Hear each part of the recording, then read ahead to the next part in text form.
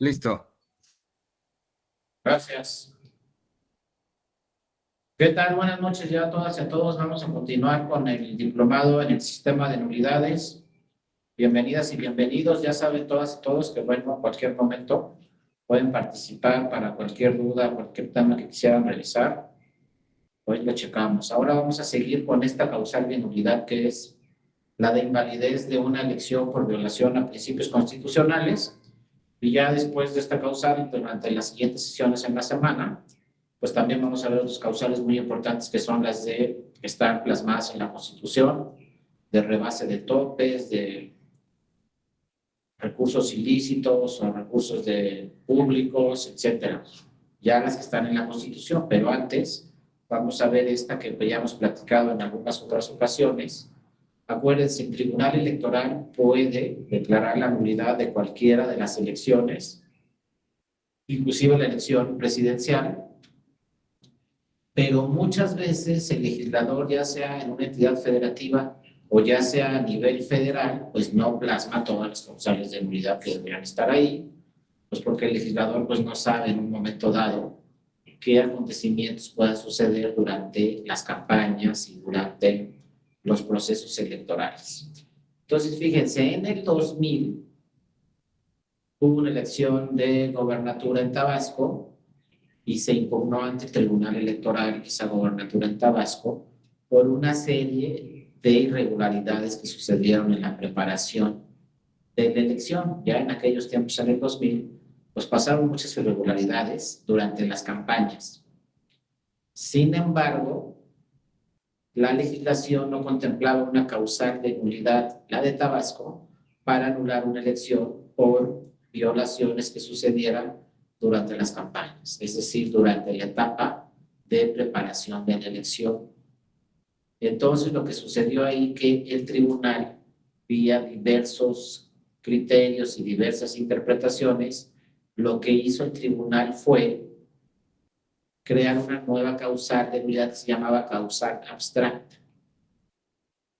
No concreta porque no está en la ley, entonces abstracta, y esa causal hablaba de que cuando se vulneraban principios constitucionales como el de transparencia, el de certeza, el de legalidad, el de equidad en la contienda, decía el tribunal en el 2000, si se vulneran algunos de estos principios que están en la Constitución, entonces vamos a anular la elección, pero vía esta causal abstracta de nulidad.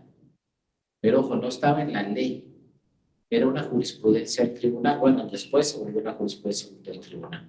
Entonces, en ese año del 2000, por primera vez el Tribunal Electoral anuló una elección de una gobernatura, la de Tabasco.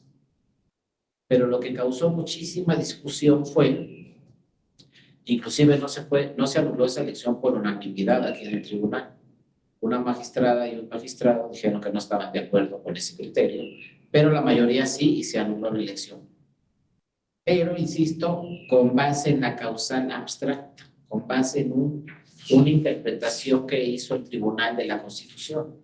Y el tribunal dijo, bueno, si no hay una causal específica en Tabasco, en su ley, lo que vamos a hacer es que vamos a interpretar directamente la Constitución y vamos a decir que se vulneraron diversos principios que están plasmados en la Constitución. Y entonces el tribunal anuló la elección, entonces por primera vez, ¿no?, en la historia se anulaba una elección de una gobernatura en el año 2000. Y eso generó muchísimas discusiones. Después hubo otros precedentes en donde se hizo valer la causal abstracta. Y fíjense cómo son las cosas. Cuando se anuló, todos los partidos cuestionaron ese criterio del tribunal con base en esa causal abstracta. Pero luego los partidos después venían al tribunal y le decían, oye, tribunal, te hago valer la causal abstracta y anula esta elección vía la causal abstracta, es decir, vía que se vulneraron principios en la Constitución. Entonces, primero no les gustó a los partidos, pero luego venían y presentaban sus demandas. Pero después lo que sucedió es que hubo una contradicción de tesis ante la Suprema Corte de Justicia de la Nación, ante el Pleno, y le dijeron en pocas palabras a la Suprema Corte, el Tribunal Electoral del Poder Judicial de la Federación no puede estar haciendo ese tipo de interpretaciones. Eso no está en la ley, es un criterio del tribunal y entonces esa causal abstracta no puede tener validez, porque no está ni en la Constitución ni en la ley, insisto, es una jurisprudencia del tribunal. Entonces, al revisar en pleno de la Suprema Corte esa contradicción de tesis, lo que dijo es que el Tribunal Electoral no tenía facultades para hacer interpretaciones constitucionales y se tenía, en pocas palabras, que declinar esa jurisprudencia. No podía ser aplicada. Eso dijo la Suprema Corte en el 2002, o sea, se anuló la elección de Tabasco en el 2000 y en el 2002 dijo, tu tribunal no puedes hacer ese tipo de interpretaciones, si no hay una causal específica en la ley, entonces no se puede anular la elección. Y entonces el tribunal, cada vez que le hacían valer la causal abstracta, les contestaba a quienes venían al tribunal, no sabes qué, conforme a este criterio de la Suprema Corte de Justicia de la Nación, nosotros no tenemos atribuciones para revisar y para hacer interpretaciones constitucionales. Y si no hay una causal específica en la ley, no se puede anular la elección. Y entonces, bueno, fíjense, los partidos si se hacían valer esa causal abstracta 2003, 2004, 2005, no les parecía, 2006, y bueno, viene la reforma de 2007. Y entonces en la reforma electoral del 2007, pues lo primero que se dice en la Constitución, fíjense, no en la ley, en la Constitución, es que la causal abstracta no tendrá ningún tipo de validez, que no se podrá aplicar. Ya quedó claramente en la Constitución esa disposición, para que el tribunal no intentara aplicar esa causal abstracta después ya de una reforma constitucional. Pero luego lo que sucedió después de la reforma 2007, y un caso que empezó a llamar mucho la atención fue en Michoacán, Yurecuaro, Michoacán. En ese municipio se utilizaron símbolos religiosos durante toda la campaña. Se hizo propaganda religiosa. Inclusive en el cierre de campaña, un candidato pues manejó ahí distinta propaganda religiosa. Y entonces luego el resultado fue muy cerrado, no me acuerdo exactamente de cuánto. Este asunto fue del 2008. No me acuerdo exactamente de cuánto estaba tan cerrado, pero hagan de cuenta 2 puntos o menos la diferencia entre el primero y segundo lugar. Y entonces se fueron al Tribunal Electoral del Estado de Michoacán. Y el Tribunal Electoral del Estado de Michoacán hizo una interpretación a la Constitución de su estado y dijo, ¿sabes qué? Se declara la invalidez de la elección porque se vulneró el principio constitucional de separación iglesia-estado.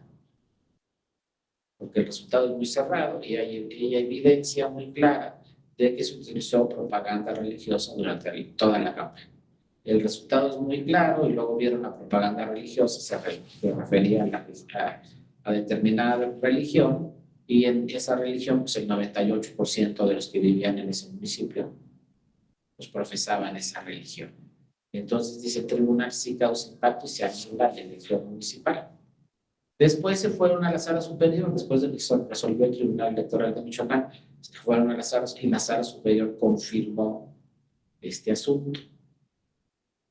Posteriormente llegó otro caso que se llamaba el caso Acapulco, donde también hicieron valer muchísimas irregularidades que sucedieron en la elección, en la campaña, antes de la jornada electoral. Y entonces el Tribunal Electoral volvió a aplicar, el federal, volvió a aplicar esta invalidez de una elección por violación a principios constitucionales. Y dijo cuáles eran los elementos que se tenían que presentar para que se actualizara esta causa de invalidez y se anulara una elección vía invalidez de una elección. Después de Acapulco, entonces quedó claro que ya no había causal abstracta, esa del 2000, pero el tribunal había creado una nueva causa que se llamaba causa de invalidez de una elección por violación a principios constitucionales. Y entonces, a partir del 2009, pues constantemente los partidos políticos vienen y hacen valer al Tribunal Electoral la invalidez de una elección por violación a principios constitucionales. En casos muy claros, por ejemplo, si para el 2024 hay en una elección se evidencia o se advierte que hay violencia política en razón de género hacia una de sus candidatas que están participando en esa elección, Pues si alguien quiere venir al tribunal y alguien le pide al tribunal que se anule la elección porque se ejerció violencia política, razón de género, el resultado fue muy cerrado, etcétera, va a tener que venir al tribunal con esta causa. Porque si revisamos, por ejemplo, la Ley General de Medios de Impugnación en materia electoral, la nueva, ya la del Plan B, que ahorita está vigente en este momento, la del Plan B, acuérdense que se aprobaron con el Plan B 6 nuevas leyes electorales, pero solo una es nueva, perdón, las otras nada más se modificaron. 5 leyes se modificaron, la de responsabilidades, la de comunicación y propaganda política, la ley de orgánica de Poder Judicial de la Federación, la ley de instituciones y procedimientos electorales. Esas se modificaron. La única que cambió completamente, es decir, se emitió una nueva ley y se derogó la ley anterior, es la Ley General de Medios de Impugnación en materia electoral. En esa Ley General de Medios de Impugnación en materia electoral, pues se habla del sistema de nulidades y de las causales de nulidad. Esa es una nueva ley que nace pues hace 3 días, ¿no? El 2 de marzo, que se publicó esa nueva ley, pues se le dio vigencia. Esta nueva Ley General del Sistema de Medios de Impugnación en materia electoral, pues no se modificó prácticamente nada relacionado con las nulidades, con las causales de nulidad, ¿no? Ojalá se hubieran previsto más causales de nulidad de las que se tienen, porque había que incorporar 2, no se incorporaron en la ley. Entonces, por ejemplo, como yo les decía, si hay en una elección en el 2024, hay violencia política en razón de género, y llega un partido y le dice al tribunal, anula esta elección que se ejerció a tal candidata o a la que quedó en segundo lugar, se ejerció violencia política en razón de género. Ojo, esa violencia política puede ser por un hombre, o también puede ser por una mujer. La violencia política la puede ejercer un hombre o una mujer, ¿no? Es indistinto. Y entonces, bueno, llega en el 2024, le dice al tribunal, ¿sabes qué? Pues quiero que anules la elección por violencia política en razón de género. Y vemos la nueva ley esta del Plan B, supongamos que queda vigente, que no se declara inconstitucional y queda vigente. Entonces revisamos la nueva ley, esta del Plan B, y no trae la causal de nulidad por violencia política en razón de género. Esa causal de nulidad solamente está en 2 leyes locales que van más allá de esta ley general, es decir, que superaron esta ley general. Allá sí las modificaron y sí revisaron qué causales faltaban. En la ley electoral de la Ciudad de México y en la ley electoral del estado de Veracruz, ahí sí se incorporó una causal de nulidad de elección por violencia política en razón de género. Pero en ningún otro estado, ni a nivel federal, la tenemos. Entonces, por ejemplo, si en diputaciones federales en el 2024 llega un partido o llega una candidatura y le dice al tribunal, quiero que anules la elección por violencia política en razón de género, el tribunal va a revisar la Ley General de Medios de Impugnación, va a revisar las causales de nulidad de esa ley, no va a estar.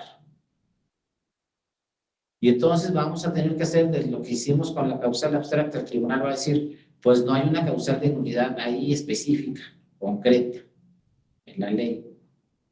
Pero sí podemos anular esta elección atendiendo a la invalidez de una elección por violación a principios constitucionales que rigen los procesos electorales. Entonces, los efectos son los mismos, se va a anular la elección, pero y se va a convocar una extraordinaria, pero técnicamente no vamos a decir se anula la elección porque no hay causal de nulidad. O sea, técnicamente lo que va a decir un tribunal es se declara la invalidez de la elección por violación a principios constitucionales, tratándose los casos de violencia política en razón de género. Ya anuló el tribunal en el 2021 2 elecciones, una en Guerrero, 2 elecciones municipales de ayuntamientos, una en Guerrero y otra en el Estado de México porque se ejerció violencia política en razón de género. Y fíjense, en esas elecciones ni siquiera se pudo advertir que eran los responsables. Y eso causó un gran debate porque había ahí unas barras pintadas donde se estaba ejerciendo violencia política en razón de género, donde todas las personas estaban viendo esa propaganda, donde se ejercía esa violencia, casi al llegar a las casillas. Sin embargo, nunca, en ambos casos, nunca se pudo advertir quién pintó esas barras. ¿Quién ejerció esa violencia política a razón de género? Otro partido, otra candidatura, un ciudadano, una persona física, moral, etc. Nunca se supo quién fue. Y entonces en una discusión, ¿cómo el tribunal anula una elección si no sabe quién es el responsable? Sin embargo, el tribunal dijo, no, pues independientemente de quién ejerció esta violencia, está afectando el resultado final en estas elecciones y por lo tanto se anulan estas elecciones. Entonces, en el 2021, el Tribunal Electoral, ya van a ver después los precedentes y todo lo que pasó en cada uno de esos dos casos, pues el tribunal señaló en ambos casos pues, que se declaraba la nulidad de la elección municipal y se tuvo que convocar a elecciones extraordinarias. Y si revisan el Estado de México, pues ahí no hay una causal por violencia política a razón de género. Y si revisan también el otro asunto de Guerrero, ahí tampoco hay una causal por violencia política en razón de género. Si no está la causal, pues nos podemos ir por la invalidez de una elección. Algunos estados en sus leyes tienen la causal genérica, que dice irregularidades graves. Pero hay que revisar si dice cuando sucedan irregularidades graves, porque algunas dicen en la jornada electoral, como dice la Ley General del Sistema de Medios de Comunicación, la federal, bueno, la general. Y hay otras leyes que dicen cuando sucedan violaciones graves, irregularidades graves y generalizadas durante el desarrollo del proceso electoral. Si dice jornada electoral, no nos va a servir esa causal de nulidad, porque está hablando solamente de irregularidades en la jornada electoral. Y la violencia política en razón de género a lo mejor no fue en la jornada, fue antes. Pero si la causal dice violencia política en razón de género durante el desarrollo del proceso electoral, entonces sí va a aplicar esa causal. Pero no hay problema, porque si no aplica la causal de nulidad que está en nuestra ley, la genérica, entonces nos vamos a esta causa de invalidez por violación a principios constitucionales. O sea, ¿qué les quiero decir con esto? Que el tribunal le va a entrar al estudio vía una causal específica, vía una causal de nulidad genérica, de irregularidades graves, o si no hay ninguna de las dos, se va a ir por esta, invalidez de una elección por violación a principios constitucionales. Pero de que va a estudiar la violencia política en razón de género, la va a estudiar. Y que puede anular, pues ya lo hizo 2 veces en el 2021. Inclusive acuérdense, ya lo vamos a ver después cuando entremos esas 2 sentencias, pero acuérdense que cuando el tribunal anuló o anula una elección por violencia política a razón de género, también se puede ordenar que esa persona se inscriba en el registro que tiene el INE o que tiene el instituto correspondiente. Hay un registro donde pues, valga la redundancia, se registran a estas personas como personas violentadoras, ¿no?, de género, y quedan ahí a la luz pública 2, 3, 4 años. Eso lo decide también el tribunal correspondiente. Pero además, el tribunal, si es muy grave la violencia política a razón de género, el tribunal puede decir que esa persona, fíjense hasta dónde puede llegar, el tribunal puede decir que esa persona no tiene un modo honesto de vivir porque cometió estas infracciones y ejerció violencia política en razón de género. Eso ya depende del tribunal, aunque el nuevo plan B dice que en ningún caso la sanción puede llegar hasta ese grado de violencia política a razón de género. Pero bueno, ya veremos si el plan B queda constitucional y luego si llegan casos, cómo se va a pronunciar el tribunal. Pero bueno, la cosa es que puede quedar esa persona en un registro de personas violentadoras y también, como dice una tesis del tribunal, se puede decir esta persona ya no tiene un modo honesto de vivir.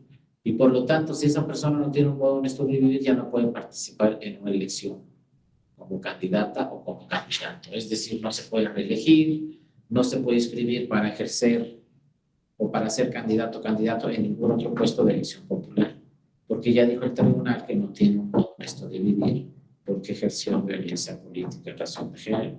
Ya el tribunal correspondiente, ya sea el local o el federal, tendrá que definir cuánto tiempo dura la sanción, cuánto tiempo dura esta persona en la lista y cuánto tiempo no tiene un modo honesto de vivir.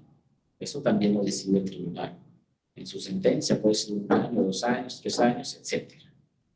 Pero bueno, el punto es que hay muchas irregularidades que no encuadran en ninguna causal, pero ahí está la irregularidad.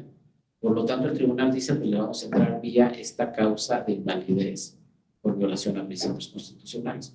Otro ejemplo muy recurrido es que les dije al principio, el de propaganda religiosa, el de símbolos religiosos.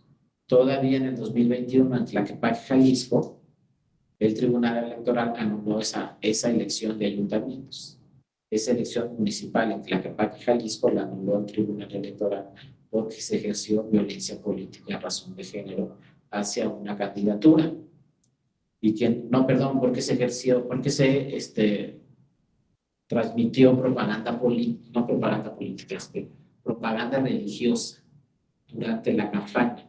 Fue un ministro de culto que vía redes sociales la propaganda religiosa durante la campaña decía, pues vota por este partido y no votes por este partido, ¿no? Acuérdense que las redes sociales pues, pueden tener un impacto muy grande. Y entonces ahí el resultado en esa elección fue un resultado muy cerrado. Fue un municipio de los más grandes de Jalisco, pero como se ejerció esa propaganda religiosa en redes sociales, pues determinó la sala superior que sí tenía un impacto en el resultado final de la elección, que se vulneraba el artículo 130 de la Constitución, que habla de separación de Iglesia-Estado, que dice que no pueden, los ministros de culto no pueden realizar propaganda religiosa durante las campañas. Inclusive ese artículo dice que los ministros de culto sí pueden votar, pero no pueden ser candidatos o candidatos si no renuncian en un periodo determinado a esa religión, etcétera. Pues todos estos impedimentos que marca el 130 de la Constitución, pues no se respetaron en esa elección en Tlaquepaque, Jalisco, y entonces decidió el Tribunal Electoral, pues no anular la elección.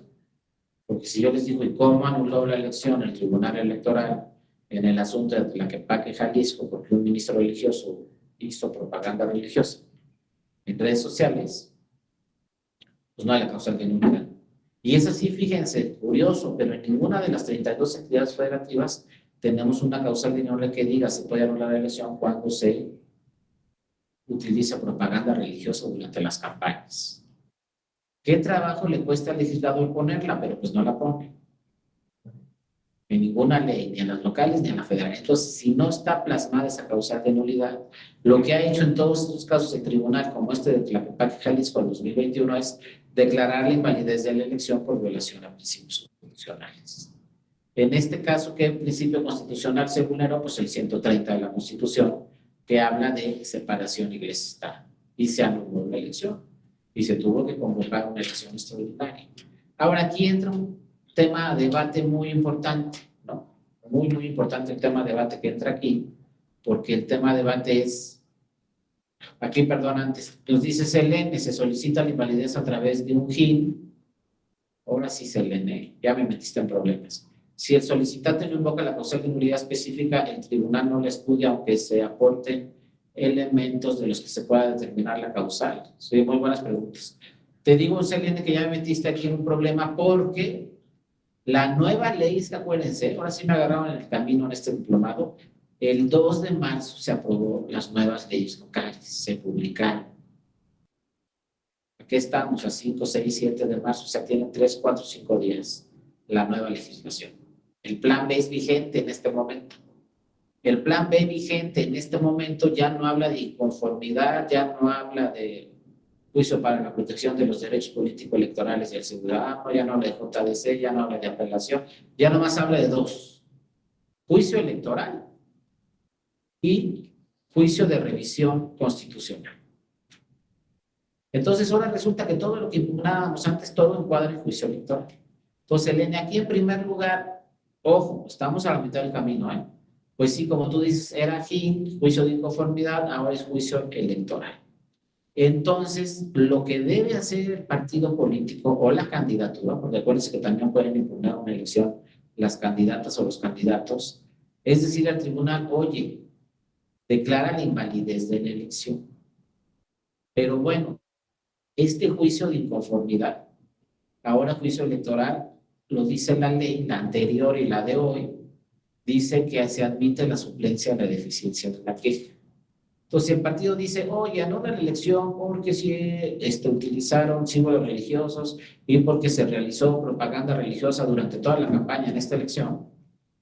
Pero el partido me dice, anula la elección pues simplemente en atención a la suplencia, a la deficiencia de la queja, el tribunal le va a contestar, déjame ver, y si efectivamente se vulnera en forma grave y determinante el 130 y esa propaganda religiosa afectó el resultado final, lo que vamos a hacer es declarar la invalidez de la elección. O sea, como que el tribunal corrige, ¿no?, al que presentó la demanda y le dice, no la vamos a anular porque no hay causal de invalidez, pero de cualquier forma podemos declarar la invalidez de la elección. Y entonces declaramos la invalidez de la elección porque se vulneró el 130 de la Constitución, de forma grave y determinante. ¿Y qué dice el 130 de la Constitución? Pues que no se puede realizar propaganda religiosa durante las campañas. Entonces sí se leen, o sea, se admite el medio de impugnación y en su caso, pues se hace la suplencia a la deficiencia de la queja y se le dice a quien presentó la demanda, ¿sabes qué? No va por la vía de nulidad, va por la vía de invalidez, pero lo admitimos y lo resolvemos. Ahora, ojo, si queda vigente el plan B, porque ahorita estamos en el limbo, a lo mejor ese plan B del que estoy hablando, del juicio electoral que les estoy hablando, a lo mejor en un mes dice la Corte, no tiene validez, es inconstitucional. Si dice la Corte eso, entonces vamos a regresar a la ley anterior y el proceso electoral del 24 va a ser con la ley anterior.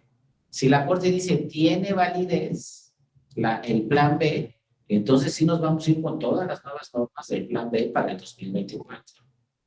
Ahora, otra cosa que puede decir la Corte es, estas normas son inconstitucionales y estas son inconstitucionales. También puede decir, pues de estos 10 artículos de esta ley, 5 son inconstitucionales y 5 son constitucionales. Los 5 que son inconstitucionales, hagan de cuenta que ya no están, ya no tienen validez. Pero los otros 5 sí.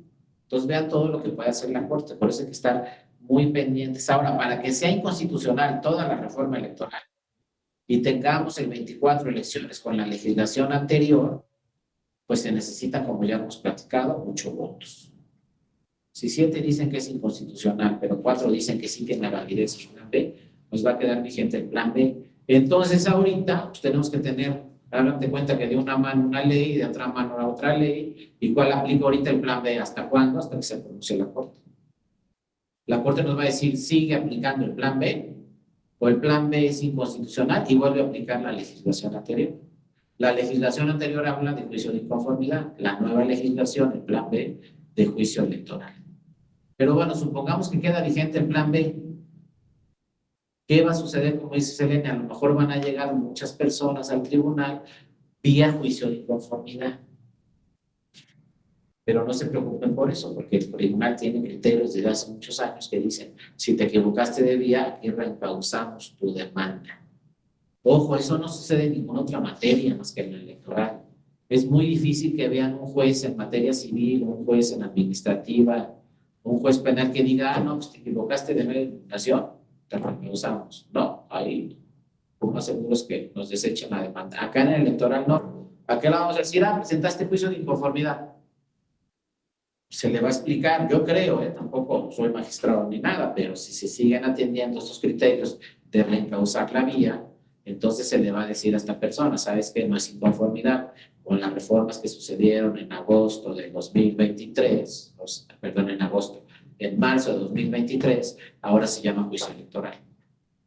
Pero seguramente las salas del tribunal lo van a admitir y lo van a resolver, pero vía juicio electoral, no juicio de inconformidad. Nomás que ahorita pues no me pregunten porque no sabemos si va a quedar vigente el plan B o no. Ya están llevando los asuntos a la Corte.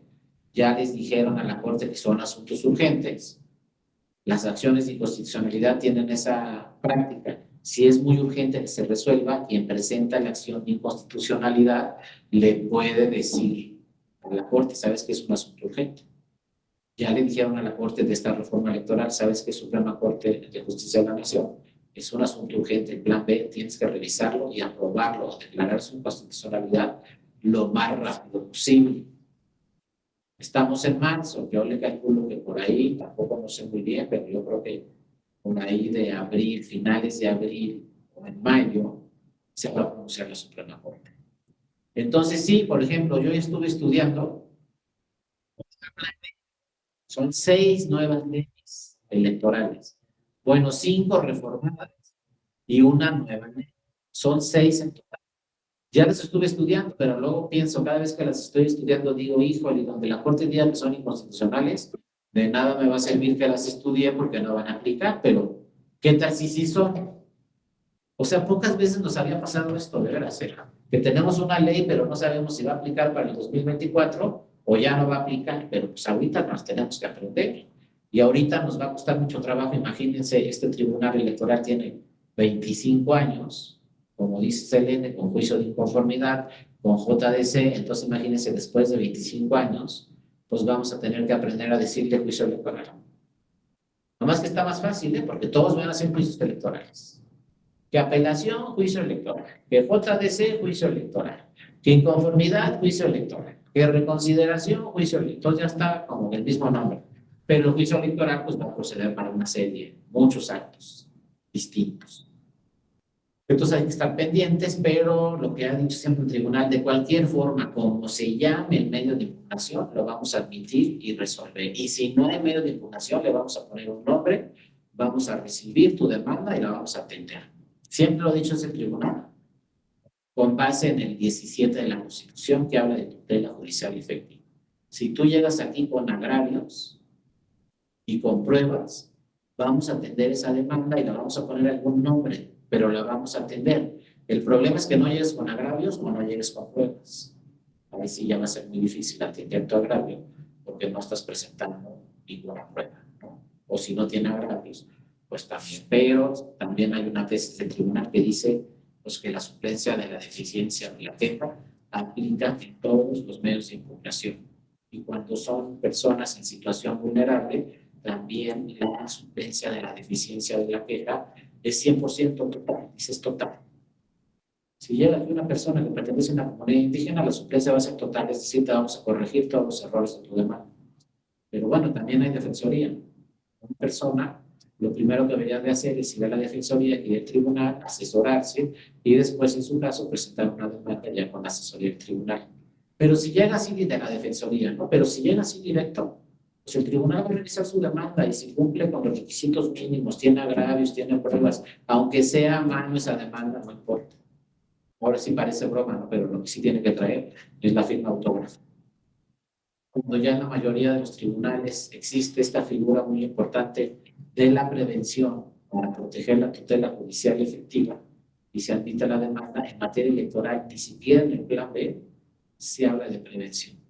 Todavía la ley del plan B dice, si no viene la firma autógrafa con tu demanda, se desecha. Nada de que te vamos a decir, oye, tienes 24 horas para venir aquí a reconocer tu demanda. Se desecha automáticamente. Entonces, hay algunos temas que sí todavía son de estricto derecho y no se pueden sustituir, pero la mayoría de los casos sí existe la suplencia de eficiencia de la queja. Y ahí me puedo equivocar, porque sí, lo más natural es que llegue un partido y diga, quiero que se anule la elección. Y luego nos diga, porque se utilizaron símbolos religiosos durante la campaña.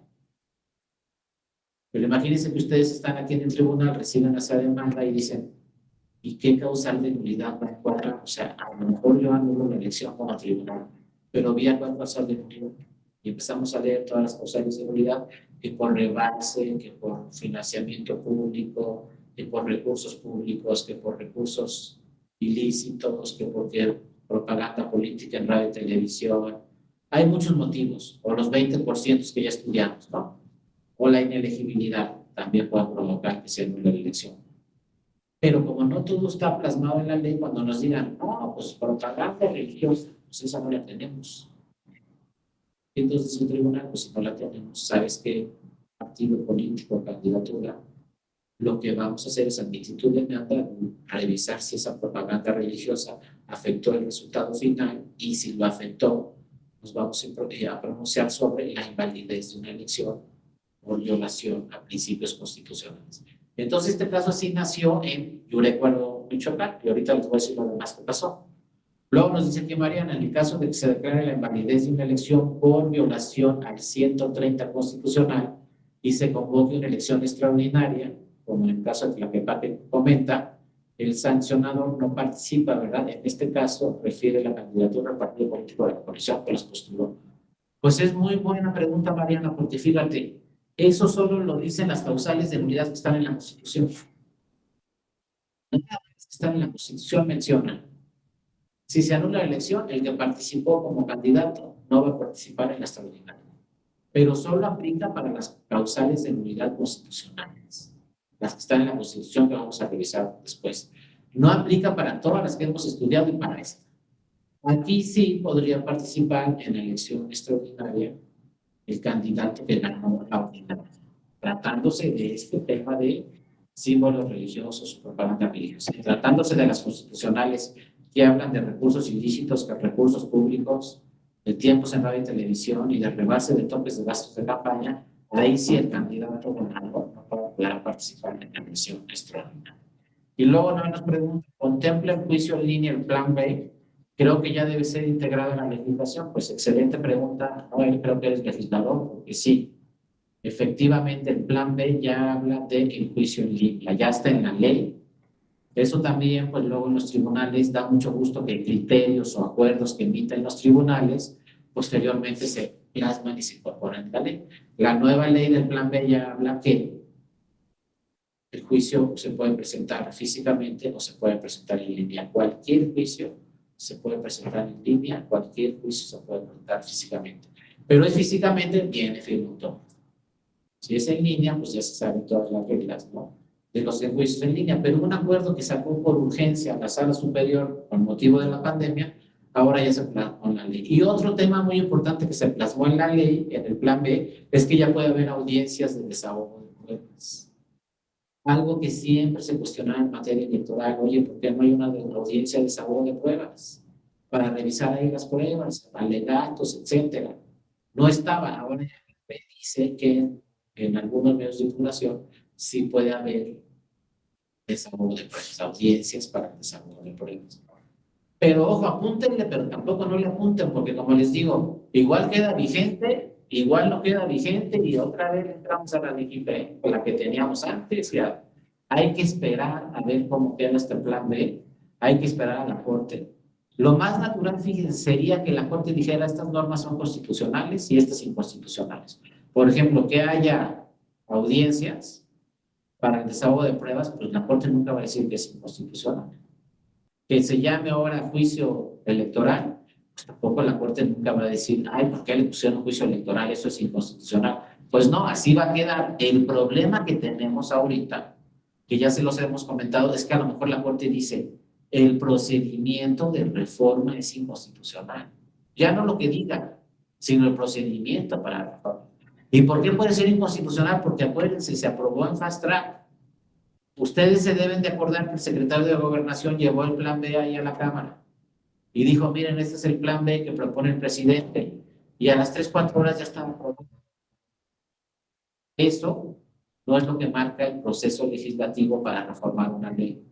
Entonces habrá que ver cómo se pronuncia en ese sentido la Suprema Corte de Justicia de la Nación. Si dice, bueno, no importa y es constitucional, o si dice, este procedimiento está mal y es inconstitucional. Pero todo esto que les digo tiene que ser, insisto, 8 votos de la Corte. De 11 tienen que votar 8 a favor o contra, etc. Entonces, ahora sí que si ustedes me preguntan, esta es la pregunta de los 5,000 millones de dólares. ¿Cuál ley va a aplicar en el 24? ¿El plan B o la ley anterior? No sabemos. A lo mejor aplica todo el plan B, a lo mejor aplica toda la ley anterior, pero eso lo vamos a saber, obviamente, antes de que inicie el proceso electoral, que será en septiembre, o si es conforme al plan B, será en noviembre. Hasta eso nos cambia. La ley anterior decía el proceso electoral iniciará la primera semana del mes de septiembre.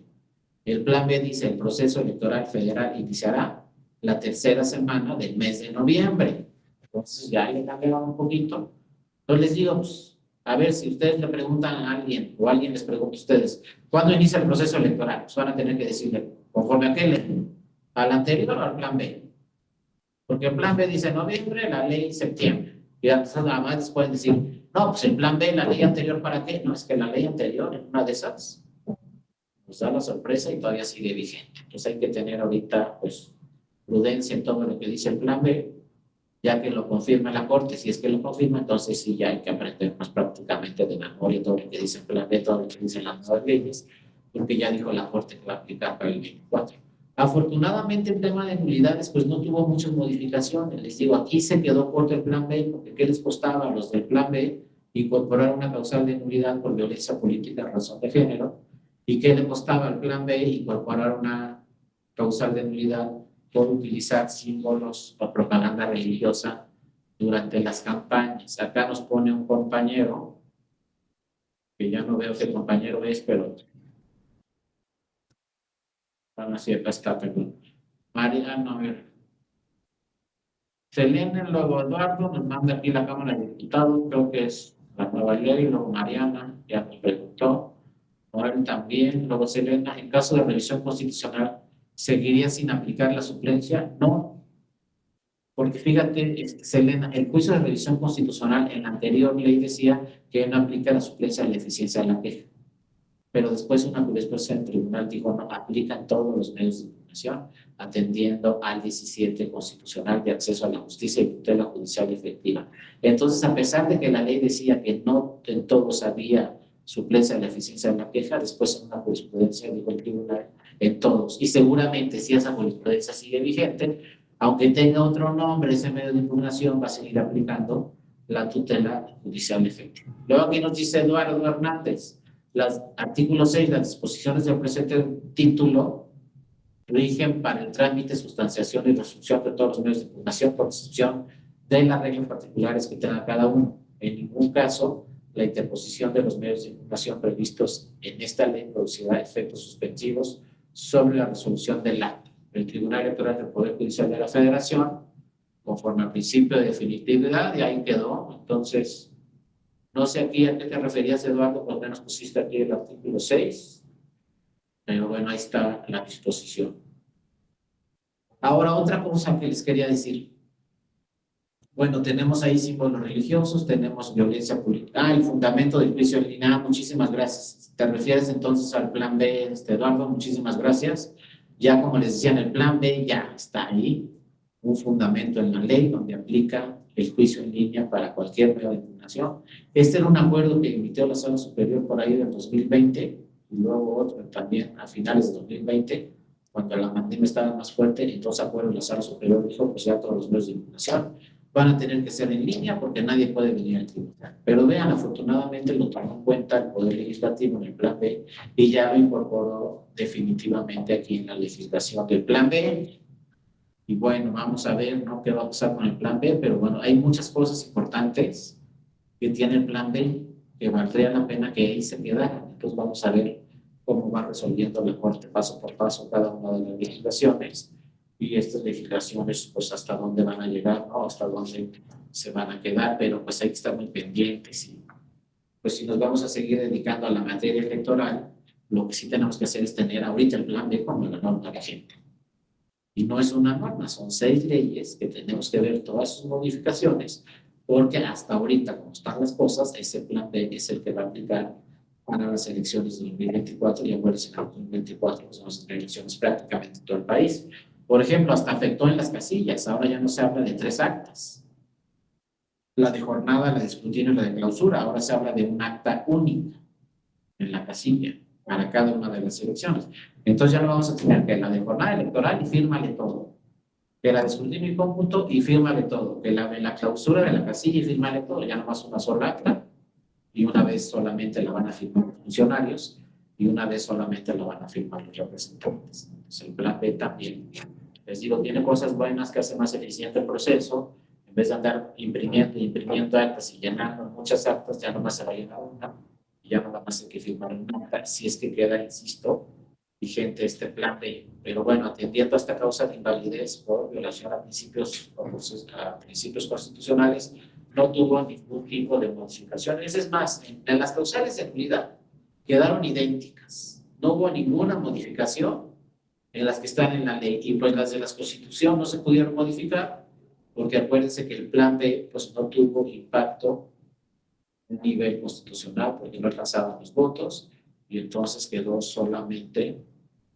la reforma legal, que no modificaron nada sobre las causales de nulidad. Y entonces vean, aquí nace nuestra invalidez.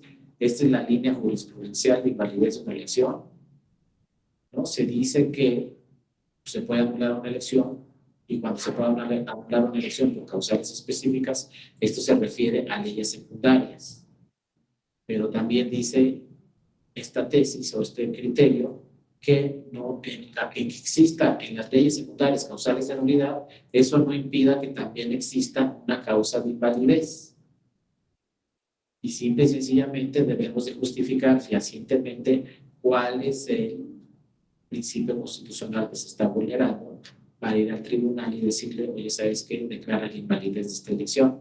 Pero se dice, no, obviamente que deben ser irregularidades graves, sistemáticas, generalizadas y que sean determinantes para el resultado final de la elección. Pero bueno, tiene esta invalidez de la elección por violación a principios constitucionales, pues tiene un sustento en diversas sentencias que ha resuelto la Sala Superior. Una de las más importantes, esta de Iguala, Michoacán, pues es el sub JRC 165-2008. Aquí fue cuando la Sala Superior confirmó el caso de Iguala, Michoacán, y confirmó que se podía declarar la invalidez de una elección cuando se utilizaban símbolos religiosos. Y también explica ahí en su sentencia el tribunal cuáles son los principios constitucionales que se pueden vulnerar. Pues certeza, legalidad, independencia, imparcialidad, objetividad. Ahora podemos agregar transparencia, paridad, ¿no? En el 2008 no estaban ahí tan claras.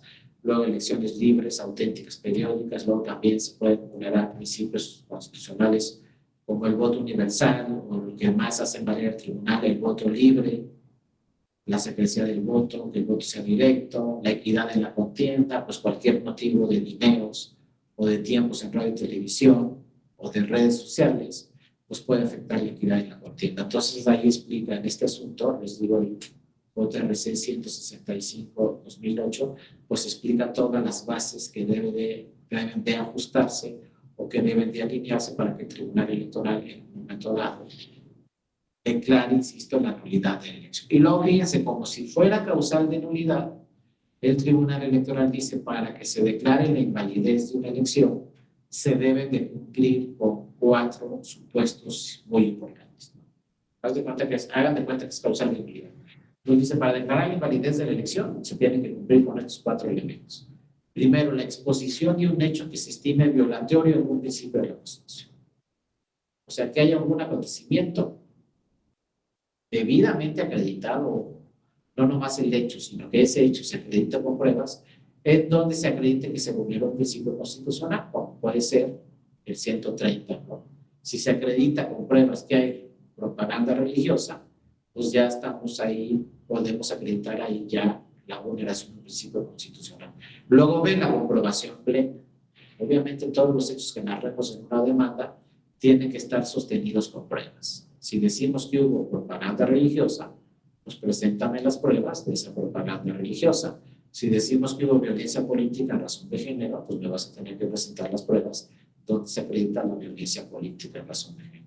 Luego tendrá el tribunal que revisar el grado de afectación que la violación al principio o precepto constitucional haya producido. O sea, ¿qué tanto me está afectando este principio constitucional? El resultado final del que se menciona. Y finalmente se tiene que determinar si la infracción respectiva resulta cualitativa o cuantitativamente determinante para invalidar la elección. Vean cómo dice claramente la tesis del tribunal, para invalidar la elección, no para anular la elección. Aquí no podemos anular la elección porque se habla de invalidez de una elección por violación a principios constitucionales. Entonces ahí está la tesis del tribunal. Luego yo he visto muchas sentencias de tribunales donde dicen se anula la elección por violación a principios constitucionales. Pues es un error, no es grave porque los efectos son mismos. Si anulamos son los mismos, perdón, los efectos. Si anulamos una elección, nos vamos a extraordinaria. Si declaramos la invalidez de una elección, también nos vamos a extraordinaria. Pero lo correcto es decir, se invalida la elección, como dice aquí el Tribunal Electoral, si es que no hay una causal de invalidez específica. Tendrá que decir el tribunal respectivo, se declara la invalidez de la elección por violación a principios constitucionales en forma grave y determinante, y entonces se declara la invalidez de la elección. Y bueno, aquí vienen, ¿no?, las consecuencias que serán, obviamente, cuando se declara la invalidez de una elección por temas contrarios a la propia Constitución. Lo que tendrá que suceder es convocar una elección extraordinaria. Ahora fíjense, también llegó un caso parecido, pero no es igual, desde el 2000, en el 2006. Antes de toda esta causa de invalidez por violación a principios constitucionales, fíjense lo que pasó en el 2006. En el 2006, pues acuérdense, lo saben muy bien, en el 2006 el resultado entre el primero y segundo lugar en la elección presidencial fue menos de un punto porcentual, el 0.5%, la diferencia entre el primer y segundo lugar. Y entonces llegaron en ese 2006 350 demandas del partido que quedó en segundo lugar. Y el partido que quedó en segundo lugar en 2006 le dijo al tribunal, quiero que se anule la elección. Y entonces, a ver, si ustedes son tribunal y les dicen, quiero que se anule la elección, ¿qué es lo primero que tienen que hacer? Buscar las causales de nulidad de la elección presidencial, a ver cuáles son. Pues en el 2006, si buscaban las causales de nulidad de la elección presidencial, no había ni una. La ley no hablaba de que se pudiera anular la elección presidencial. Decía causales de nulidad de diputaciones. Luego decía causales de nulidad de senadurías. Luego causal genérica para anular senadurías o diputaciones. Y se acababan los capítulos de nulidades. No entraba el legislador a anular la elección presidencial. Nunca quiso ponerlo ahí en la ley hasta que llegue el 2006. Entonces, cuando las magistradas y los magistrados revisaron que no había causales de nulidad, tenían dos posibilidades, es decir, no te admitimos ninguna demanda, porque lo que nos estás pidiendo no lo marca la ley. Como les decía, ¿qué dice la ley? Pues que si yo voy a buscar en la ley, oye, saber cuáles son las causales de nulidad del presidente y la ley me dice no hay, pues lo primero que podemos pensar es se desechan las 350 demandas porque no está previsto en la ley anular la elección presidencial. Eso es la primera argumento que podríamos tener. Pero como ya hemos platicado muchas veces, pues el tribunal tiene que revisar qué dice la Constitución. Y fíjense, con la reforma de 1996, antes de 1996, la ley decía que quien declaraba la validez de la elección era la Cámara de Diputados.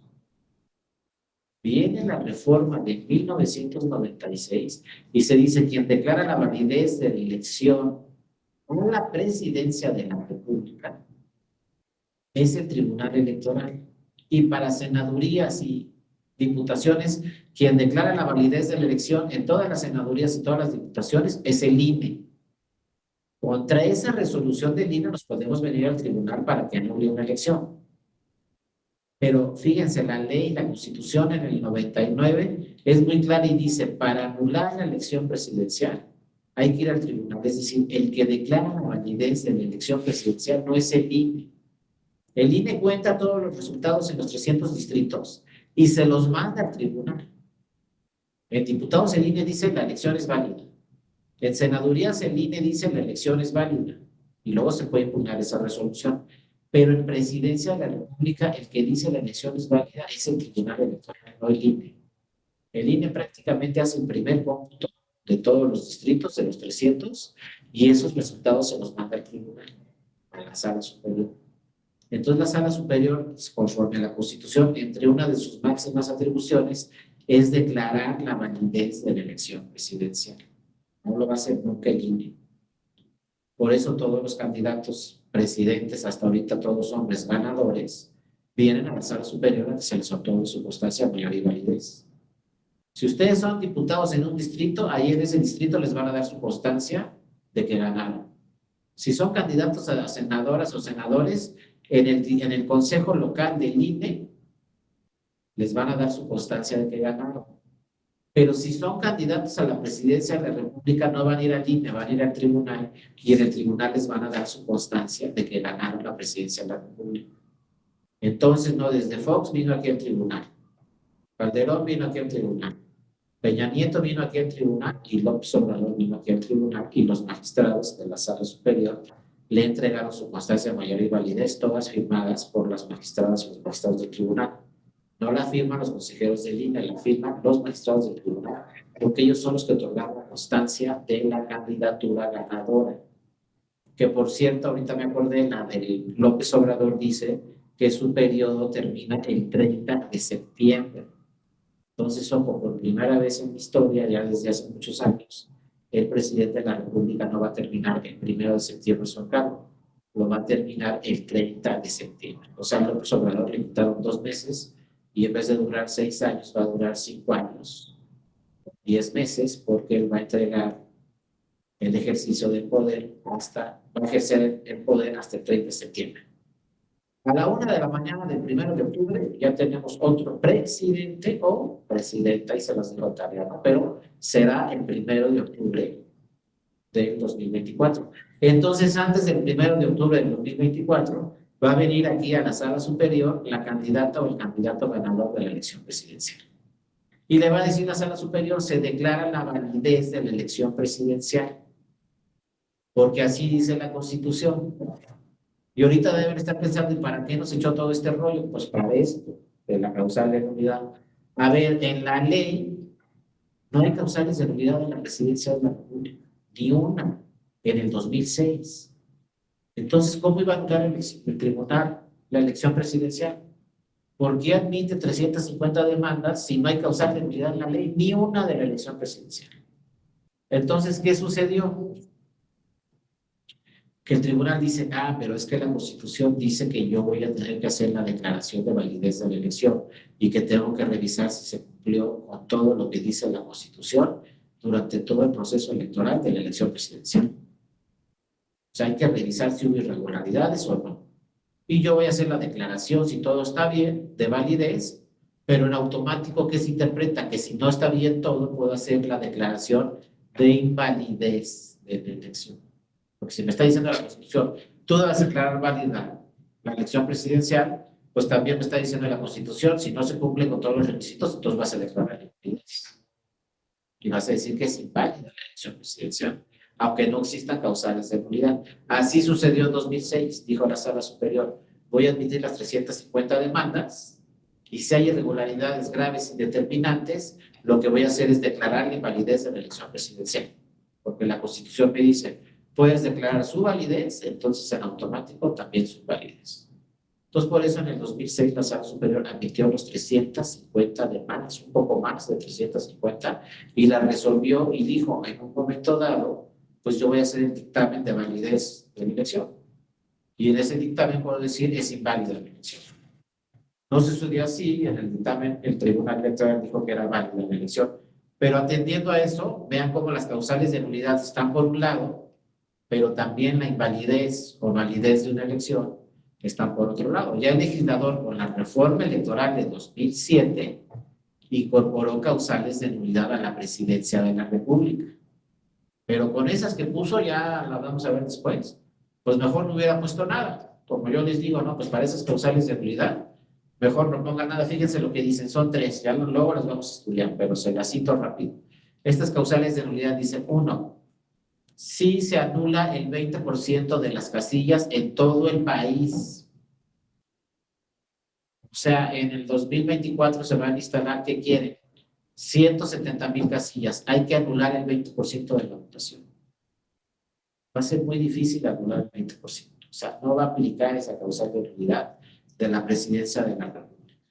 Estoy casi seguro, podría suceder, pero sería rarísimo, ¿no? Porque cada vez vemos que es mucho más difícil que un tribunal declare la nulidad de los votos en una casilla. Ahora imagínense el 20% de 170,000. Pues no va a haber tantos errores. No, yo creo, pero quién sabe qué va a pasar. 2, otra causal de nulidad para anular la elección presidencial dice cuando no se instala el 20% de las casillas en el país. La última elección federal que tuvimos hace 15 días que ya platicamos para el Senado de la República en Tamaulipas. Y fíjense que Tamaulipas es un estado grande y hay mucha inseguridad en bastantes zonas.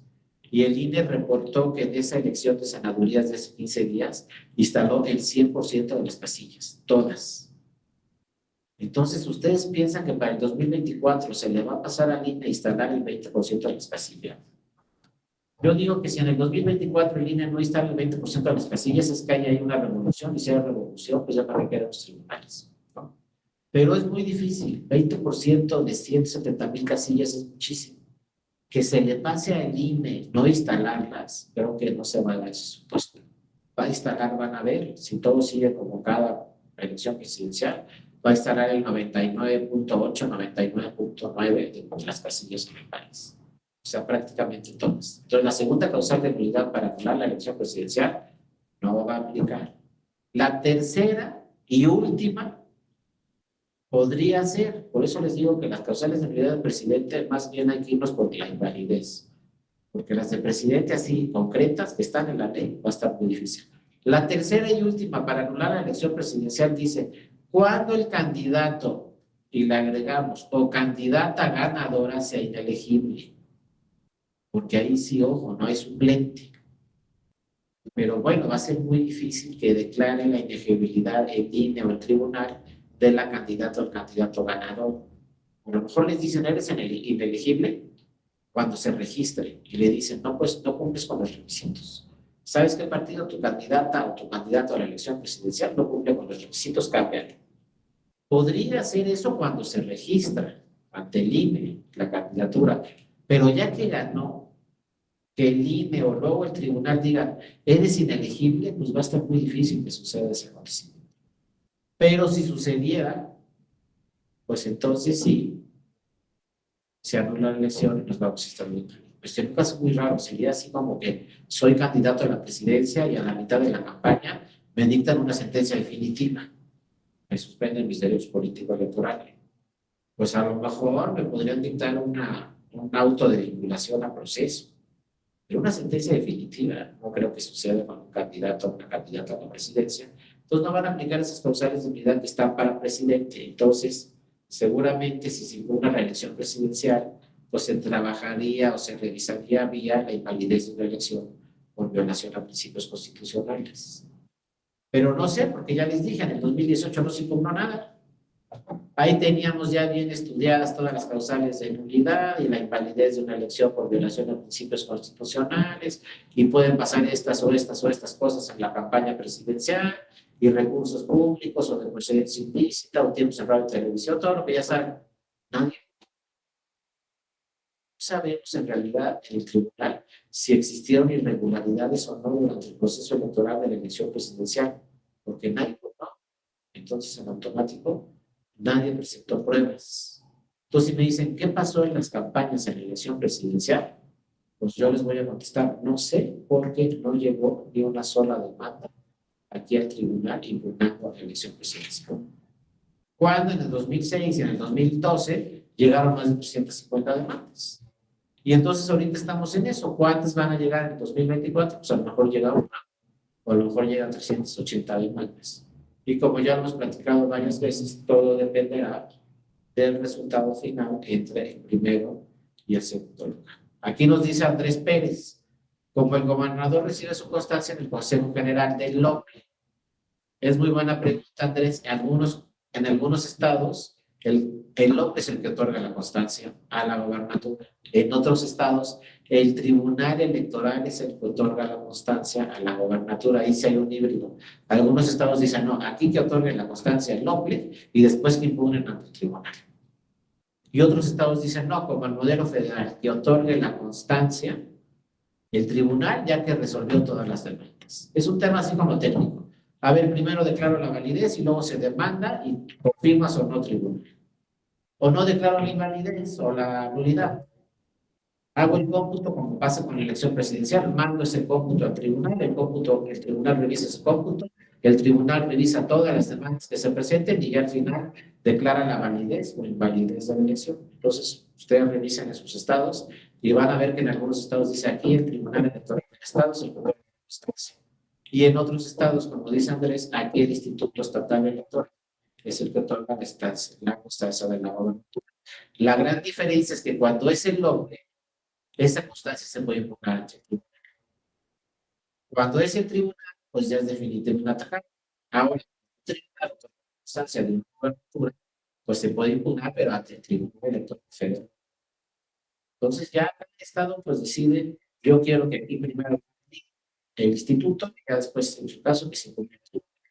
Y en otros estados dicen, no, yo quiero aquí que la que resuelva todas las cosas. Entonces, Depende de cada entidad federativa que se otorga la constancia de mayoría y validez en las elecciones de los gobernadores. Ahí sí tenemos un híbrido, tenemos los dos modelos. Luego Noel nos pregunta, entonces la sala superior sí puede declarar inválida la elección presidencial con base en los procedimientos que declaren la nulidad del 20% en las casillas o la no instalación del 20% en elecciones concurrentes, y lo tiene que hacer de oficio al realizar la elección. Exactamente, Noel, así es. El Tribunal Electoral en un momento dado puede anular una elección por las causales que están en la ley, o puede declarar invalidez una elección cuando se vulneren principios constitucionales y esas causales no están en la ley, que ya estudiamos cuáles están en la ley. Si me preguntan así específico, ¿se puede anular la elección presidencial por violencia política a razón de género? Pues en atención hasta el día de hoy a los criterios del tribunal, sí se podría anular la elección presidencial por violencia política a razón de género.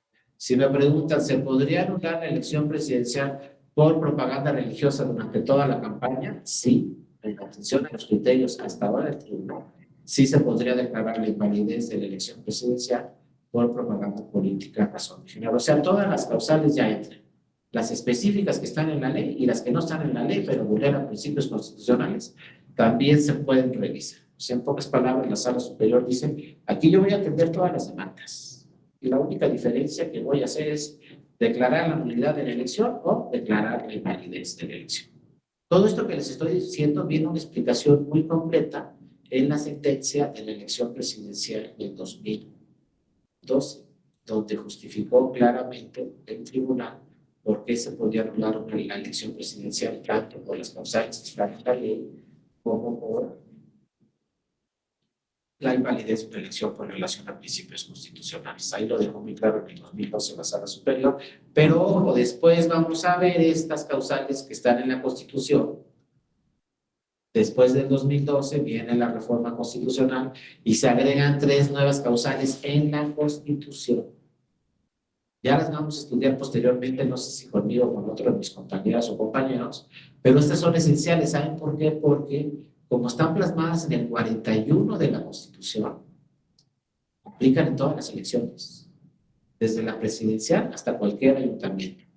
Ningún estado puede decir, es que, ¿sabes qué? No está en mi ley, no está en tu ley, está en la Constitución. Y si está en la Constitución, aplica para todo el país. Cuando se dieron cuenta de esto, las entidades federativas, pues, ¿qué hicieron? Estas causales de unidad que están en la Constitución Federal también están en todas las entidades federativas y también aplican para las elecciones federales.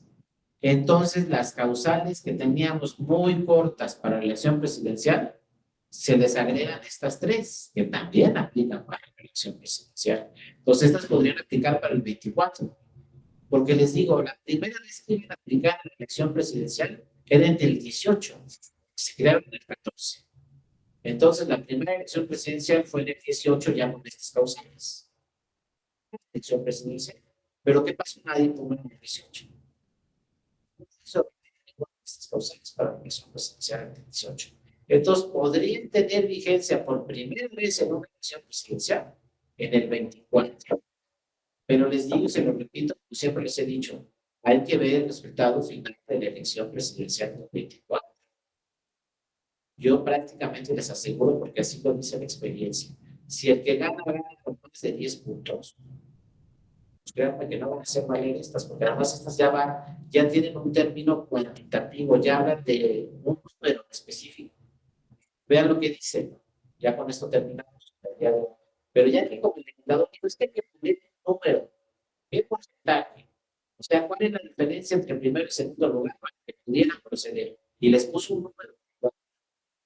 Les digo, no les pusimos mucha atención en el 18, pues porque no llegaron más. Pero quién sabe si lleguen realmente. Y aquí dice la Constitución, la ley establecerá el sistema de unidades de elecciones federales o locales. Aquí ya nos está diciendo la Constitución, aplica para todas las elecciones. Cuando existan irregularidades graves, dolosas y determinantes. ¿Qué irregularidades? 3.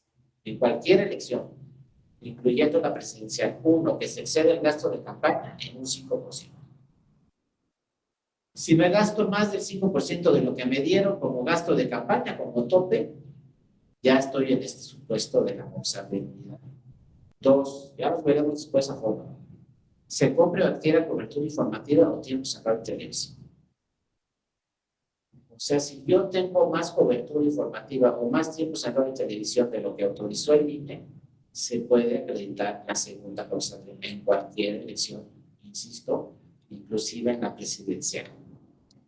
Y 3, se reciban o utilicen recursos de procedencia ilícita, es decir, llegan a la campaña recursos de procedencia ilícita o recursos públicos. Cuando se advierte en la campaña que hay recursos de procedencia ilícita o recursos públicos, esto también puede provocar que se anule cualquier elección. Muy bien, estamos viendo, ¿no?, que es la elección presidencial. Y luego vean, aquí es donde lo que tanto hemos estado estudiando, aquí el legislador en el 2014 ya directamente en la Constitución fijó, ¿no?, el parámetro. ¿Cuál debe ser la diferencia entre el primero y segundo lugar para que puedan aplicar estas causales? Porque andamos que el 10, que el 5, que el 2%. Ya les dije que del 2 puntos o menos, por lo general, todas esas elecciones que se ganan con 2 puntos o menos, todas impugnan ante el tribunal. Es raro que en una elección me gane con 2 puntos o con menos y no vaya al tribunal. Pero cuando son 10, al revés. Cuando son 10 puntos de ventaja, es raro que se impugne la elección ante el tribunal. Son los supuestos que tenemos. Pero entonces el legislador en 2014 dijo, pues yo voy a poner mi parámetro. Y dice, dichas violaciones deberán acreditarse de manera objetiva y material. Y luego vean cómo dice la Constitución, no la ley, la Constitución. Se presumirá que las violaciones son determinantes cuando la diferencia entre la votación obtenida entre el primero y segundo lugar sea menor al 5%.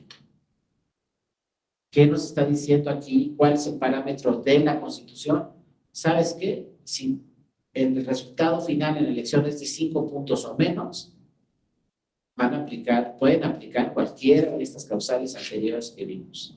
Se excede el gasto de campaña, se compra adquiera cobertura informativa o tiempos a radio y televisión, o se reciben o utilicen recursos públicos. Para que aplique cualquiera de estas, es necesario que la diferencia sea menor a 5 puntos. Ya lo está diciendo la Constitución en pocas palabras. Una elección que se gana con 5 puntos o menos, posiblemente se puede anular, pero también no los dice de la otra forma. Una elección que se gana con más de 5 puntos va a ser muy difícil que se pueda anular.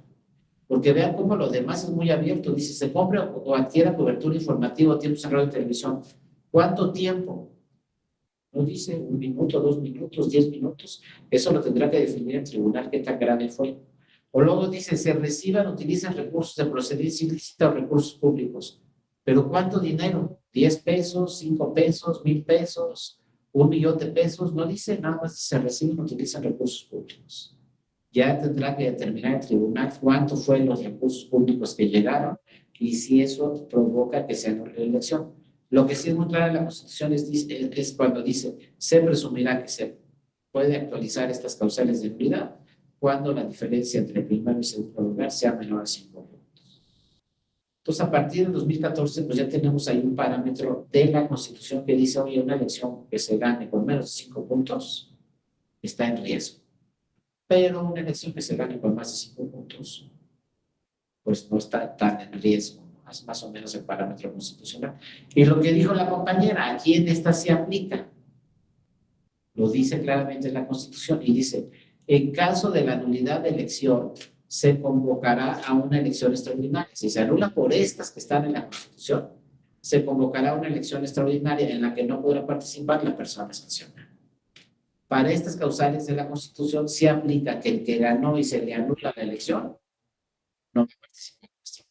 El partido político va a tener que cambiar de candidatura. Hay quienes decían que ya que el partido tampoco pueda participar en nuestro extraordinaria.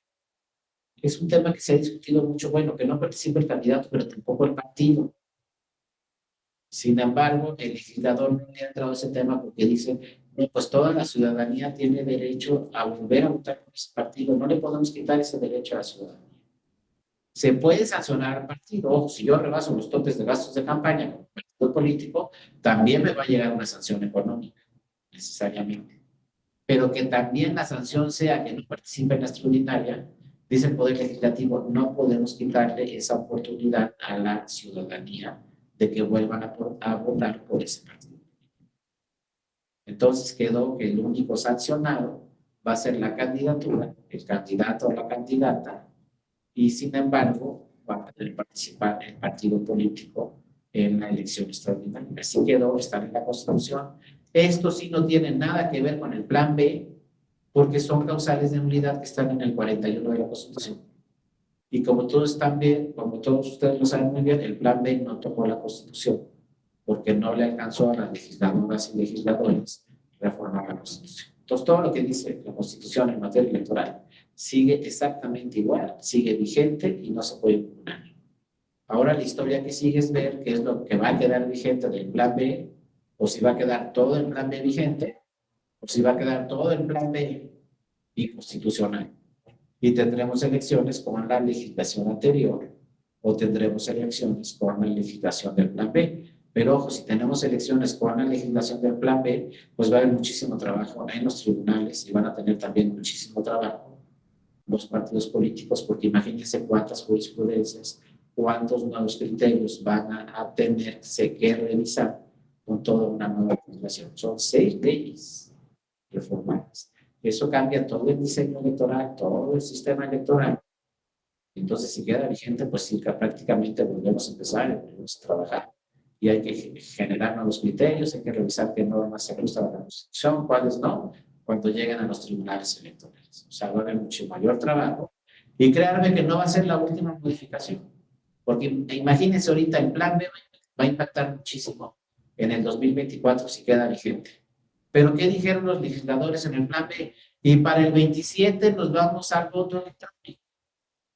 ¿Cómo va a impactar en una legislación electoral, en un diseño electoral, en un sistema electoral que se incorpore el voto electrónico? Lo va a cambiar radicalmente, o sea, todo. Vean todo el trabajo que hace un consejo distrital.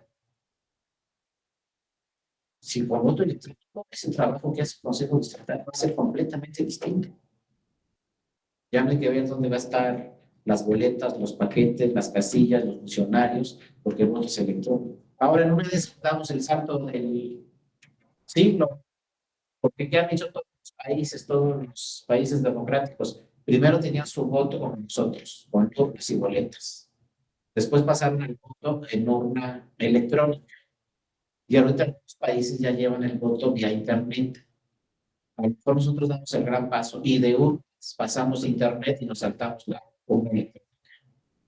Yo creo que debe ser progresivo, pasamos a urna electrónica y luego a voto vía internet, pero en una de esas, si en el 2027 ya hay cobertura de internet en todo el país, como nos prometió nuestro presidente, que hay que reconocerlo, él nos dijo, yo me voy con internet en todo el país, porque es un derecho que está en la Constitución, es cierto, es un derecho que está en la Constitución, que dice todas las personas mexicanas y mexicanos tienen derecho a internet. Entonces, si en una de esas, como ya sucede en la Ciudad de México, que hay cobertura en toda la ciudad, ustedes salgan a cualquier parte de la Ciudad de México y van a tener internet. Si sucede a nivel nacional, que es muy difícil por las zonas rurales, y ahí es donde cuesta dinero meter el internet en las zonas rurales. Pero si se logra en el 27, pues imagínense todo el diseño y todo el sistema jurídico. Entonces, este plan B nos va a hacer 3 años, no más que el 24. Para el 27 va a cambiar todo. Y acostúmbrense a no perder. Cuando dicen, ya me sé toda la ley perfecto, agárrense porque viene. Y cuando dicen, ya me aprendí otra vez todo, agárrense porque viene. Y aquí viene otra vez. En el 1996, cuando se cayó el sistema, y luego en el 90, y luego en el 96, la reforma del 90 decía reforma definitiva. Y luego la reforma de 1996 decía reforma electoral definitiva. Y luego en 2007, reforma electoral definitiva. Así vamos, definitivas, definitivas, siempre. Y viene la más grande, ¿eh? Piensen en la B. Piensen que para el 2017 viene la reforma electoral más grande, porque va a ser una reforma donde, como está actualmente la ley, se dice ya tiene que haber voto electrónico para el 27. Entonces, pues ya debemos pensar que van a cambiar mucho todos los sistemas de elecciones en el mundo y México no va a ser la excepción, ¿no? Aquí nos dice Cristian, el tema es la zona rural, uno de los estados adolece del servicio de Internet Oaxaca, exactamente, en las zonas rurales. Ahorita a la fecha hay miles de zonas rurales, no pocas, muchas, donde no tenemos cobertura de Internet. Pero ojo, no puede ser todo el presidente. También la iniciativa privada que no se haga y apoye al gobierno. La iniciativa privada dice, sale carísimo, pues sí sale carísimo, pero a ver, ¿cuántos mexicanos y mexicanas te pagamos Internet, iniciativa privada? Pues de algo de tus utilidades, pues emplean que la gente, pocos recursos en las zonas rurales tengan Internet, no te quieras quedar con todas las ganancias. También hay que ser objetivos, ¿eh? No todo tiene que ser el gobierno, también la iniciativa privada debe de apoyar al gobierno y decir, bueno, yo te pongo el 20% de lo que cueste el Internet en zonas rurales. Porque todos nosotros, los que estamos aquí en ahorita, pues todos pagamos Internet, pero pues, lo podemos hacer, pero hay muchas zonas rurales donde no se puede. Entonces, nuestras ganancias, no les digo que todas, pero una parte de nuestras ganancias que le damos a la iniciativa privada, pues que las emplee para crear Internet en zonas rurales. Eso debería ser lo correcto, pero a ver, pónganse de acuerdo. O sea, quién sabe si lo logremos, ¿no? Pues ya saben que la iniciativa privada, todos son ganancias. Entonces, hay que ver de los dos lados, no puede ser todo el gobierno, pero debe haber convenios, debe haber política, debe haber negociación. Para eso es la política, no para estarse peleando, sino para llegar a acuerdos en beneficio de la ciudadanía. Entonces, los políticos deben hablar con los empresarios, llegar a acuerdos, tener Internet para el 2027 y entonces implementar el voto electrónico y listo. Pero si no llegamos a esos acuerdos, ahorita creo que vamos al revés, no vamos a ponernos acuerdos, cada vez hay más desacuerdos. Pero fíjense lo más curioso, ¿no? En el Poder Legislativo todos estaban de acuerdo con el voto electrónico. Pregúntenle a cualquier partido ahorita, en el Congreso de la Unión, hoy estás de acuerdo, te van a decir que sí, más que no lo implementan. Y lo único que dijeron es, tenemos 5 años para hacerlo. Bueno, compañeras y compañeros, no sé si tuvieran alguna otra comentario, alguna otra aportación. Si no, pues aquí nos estaremos viendo en la semana. Les agradezco mucho a todas y a todos su atención y vamos ya avanzados en la presentación. Ustedes ya, si quieren ya tener alguna avance, pues me escriben mañana a mi correo electrónico y les mando lo que llevamos. Si no, pues en las siguientes sesiones revisaremos otras láminas y ya al final del diplomado les puedo mandar toda la presentación completa. Como ustedes quieran, les puedo mandar ahorita una parte o al final toda la presentación. Pues muchas gracias a todas y a todos, que tengan una excelente noche y nos vemos en la siguiente sesión. Un abrazo, cuídense mucho. Hasta luego, muchas gracias a la Muchas ingeniera gracias. de seguimiento a esta presentación, a Kenia y el ingeniero, compañeros míos de la EJA. Hasta luego, un abrazo, que estén muy bien. Nos vemos mañana. Gracias, Kenia.